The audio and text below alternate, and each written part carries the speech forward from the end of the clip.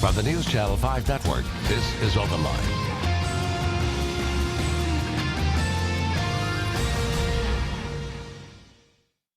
Hello, everyone. Welcome to OpenLine. Good show tonight, talking about one of my favorite topics. We are talking politics, and we're also previewing the upcoming legislative session in the Tennessee General Assembly. Fallout from the presidential election, anything else you want to talk about, there's the number to call in. Happy to have with us Joel Ebert, Tennessean reporter. Thank you for being here. Thanks for having me. Once again.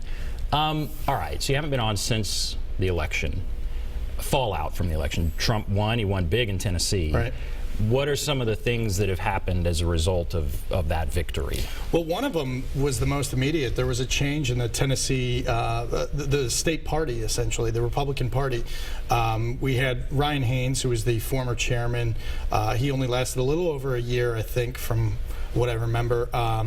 Some people argued that he wasn't as supportive of Trump as he should have been. There was a vote pretty much the weekend, I think it was about a week after the election.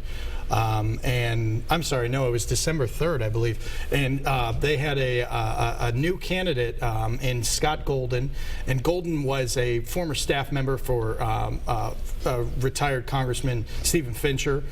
He, tried to run against Brent Leatherwood, who was the executive director underneath Haynes, and he ended up winning, meaning Golden did. So we've got this kind of shift now from somebody who was once seen as Haynes, a mainstream Republican, to now somebody who is a little more aligned with some of the people that were Trump backers. So even Governor Haslam was not supportive of Trump. Not at all, no. And now he's obviously dealing with Trump. It seems like they're communicating and have had a couple of conversations or whatever. But it's a big deal. So you think there's a shift? There could easily be some political fallout from the governor not supporting the Trump administration or Trump's candidacy when it comes to the legislature. I mean, you could have enough Republicans who say, hey, we don't think that this guy is the leader of our party or speaks for us anymore, so we're not going to follow his agenda per se. Now, I've talked to several Republicans who say that that's not going to be the case. We're not holding grudges, but time will tell. Once the session is in next month, we'll see whether they are holding any problems with them. Right. And we've had Mary Mancini on this show, and prior to the election, she was saying, I think Tennessee is a purple state. I think we might have a chance.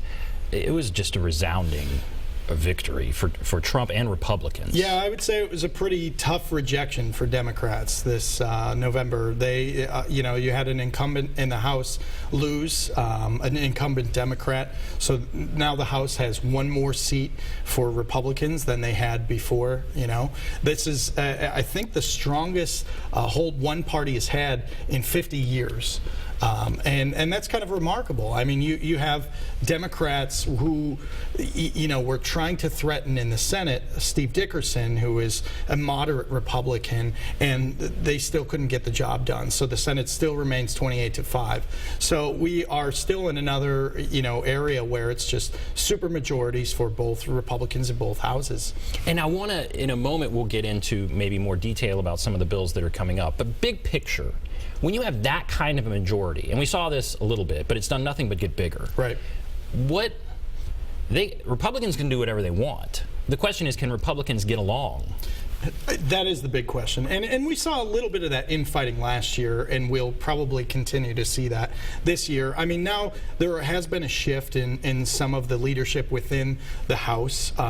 Last year there was Gerald McCormick. He was the majority leader. Now we have Glenn Cassida. He was voted into that position. Taking his spot is Ryan Williams. He's going to be the new caucus chairman. The idea that they're trying to introduce is this: we're listening to you. We're hearing the criticism from those in the Republican caucus who aren't happy, including the Speaker has said, I'm hearing your criticism. So I think it's important now for them to see, can they really coalesce? Can they come together? Especially at this time now where people are starting to look at the 2018 election, which is going to be a governor's race, and the next, Senate race. So, in advance of you coming on, I read a bunch of your articles. Sure. Read them often in the Tennessean as well, but I boned up on them. And you're talking about gun advocates and John Harris talking about the so-called Republican governor as he's talking about pushing for permitless carry and some other barbs at some of the Republican leadership. So again, it kind of is interesting to me. Are we going to see Republicans going after fellow Republicans? I think you're going to see that more than Democrats are always going to argue with the Republicans. But I think in order to slow down some of these things, vouchers, for example, that's going to split the Republicans up, and the Democrats are going to combine with some of those angry or frustrated Republicans. And so it will be interesting to see, are there other issues like that where we're going to have a coalition of some frustrated Democrats, or most frustrated Democrats, and some angry Republicans going after the more mainstream or more dominant Republicans. I think it'll happen.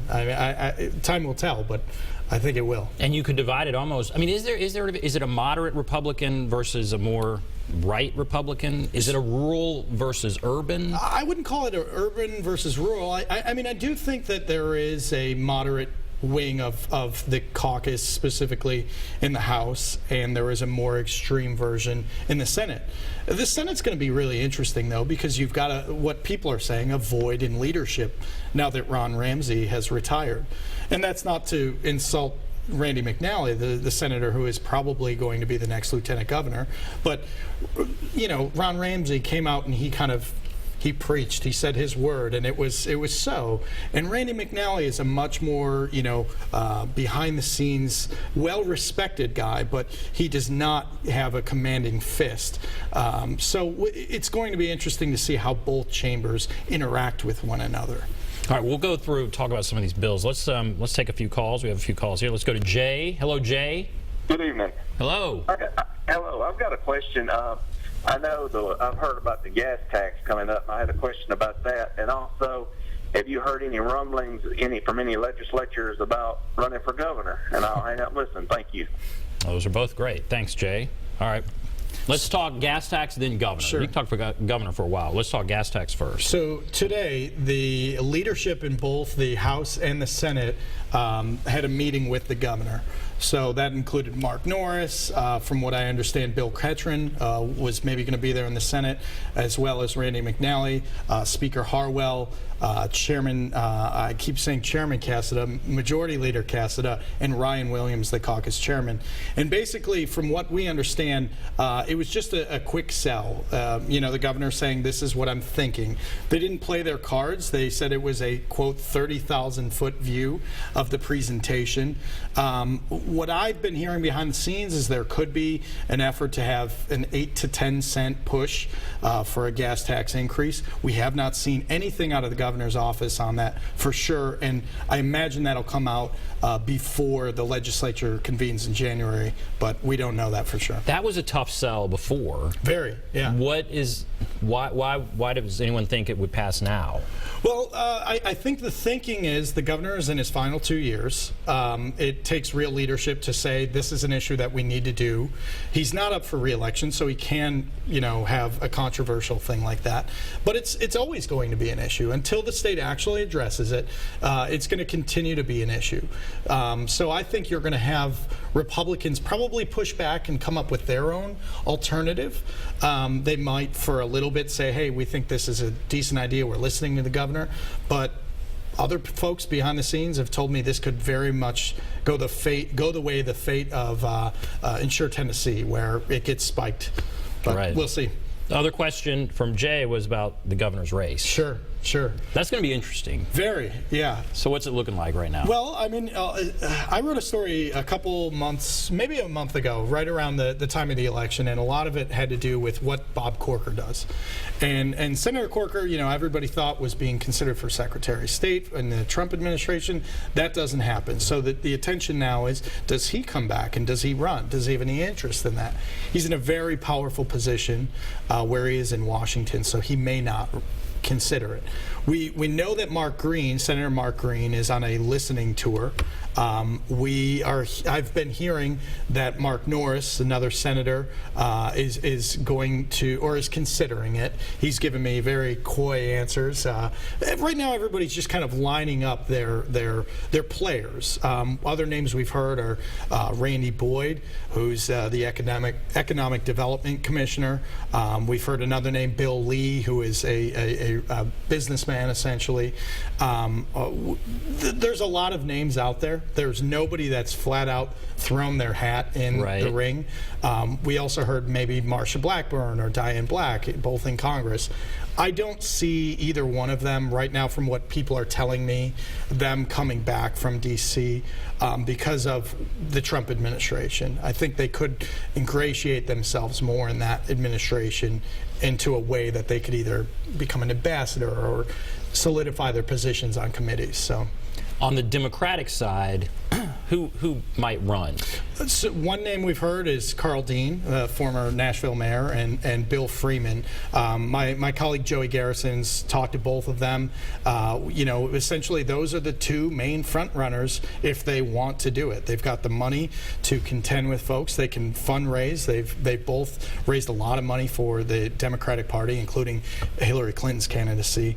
Other than that, we might see some other names, but I would be surprised if there was a large field like there would be for the Republican Party, only because, the limited resources, limited time for Democrats' campaign. You don't want to have, a dirty fight in a campaign that could be drawn out for a lot longer if there's a tough primary. Yeah, when Haslam ran, it was a brutal fight, a brutal primary fight, and then he emerged and went on to win. And so it looks like, again, there are going to be a bunch of Republicans running, fighting pretty hard. And I don't know if there's going to be as dirty of a fight. I don't think that the governor's going to back anybody in this, at least for the primary reasons, because he's got a lot of people he probably likes and he works with every day. But yeah, it will definitely be a contested primary for the Republicans.